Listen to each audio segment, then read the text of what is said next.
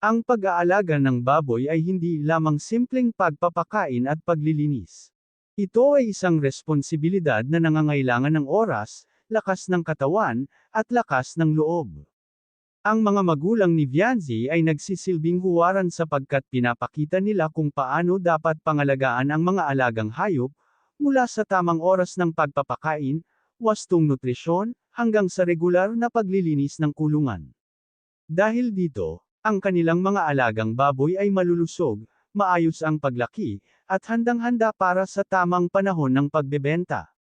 Isa sa mga bagay na labis kong hinahangaan sa kanila ay ang kanilang kaalaman sa kalinisan at kalusugan ng mga alagang baboy.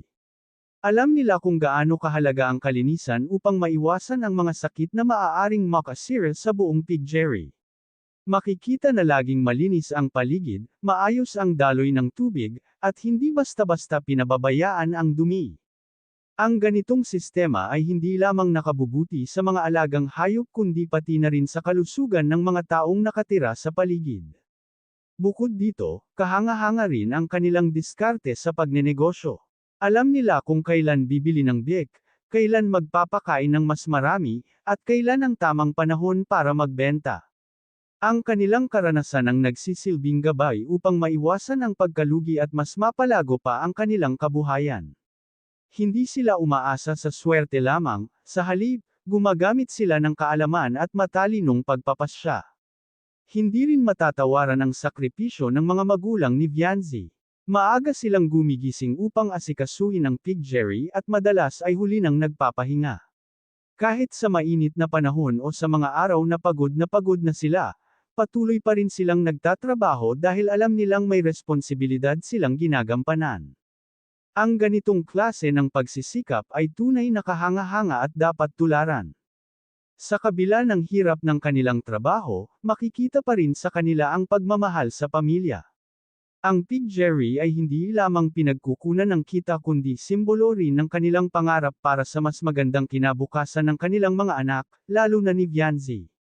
Sa pamamagitan ng kanilang pagsusumikap, natuturuan nila ang kanilang mga anak ng kahalagahan ng sipag, tiyaga, at pagiging responsable. Ang kanilang tagumpay sa piggery ay patunay na ang anumang gawain, gaano man ito kahirap, ay maaaring maging matagumpay kung lalagyan ng puso at dedikasyon. Hindi nila ikinahihiya ang kanilang trabaho bagkus ipinagmamalaki nila ito sapagkat ito ay marangal at bunga ng tapat na paghihirap. Dahil dito, nagiging inspirasyon sila hindi lamang sa kanilang pamilya kundi pati na rin sa mga taong nakakakita at nakakakilala sa kanila. Sa kabuuan, ang mga magulang ni Vianzi ay karapat-dapat hanggan at pamarisan.